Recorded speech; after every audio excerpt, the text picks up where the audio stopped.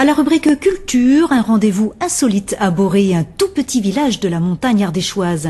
Un artiste et intellectuel italien, Gabriele Aldo Bertozzi, fêtait ce week-end les 25 ans du mouvement artistique qu'il a fondé, l'Inisme, une école qui se revendique d'avant-garde et dans la lignée des surréalistes.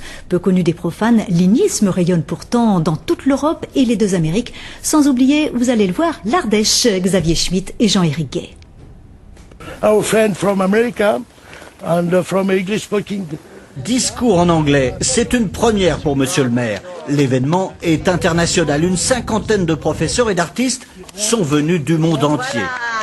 L'Inisme ou INI international. C'est le fondateur de l'Inisme, le maître italien Bertozzi. L'Inisme, un mouvement artistique qu'il a lancé à Paris il y a 25 ans. Mais cet anniversaire, il le fête dans son pied-à-terre favori, Boré, un village de 150 habitants perché dans la montagne ardéchoise. L'Inisme, c'est quelque chose qu'on ne peut peut-être pas comprendre, même qu'on cherche à comprendre, mais c'est une expression qui... Cette école artistique est plus accessible qu'il n'y paraît. Professeur de littérature à Rome et à Paris, le maestro s'inscrit dans la lignée des surréalistes et du poète Arthur Rimbaud. Grange, le village expose une vingtaine d'artistes de la même veine, une sorte de pied de nez au grand temple de la culture.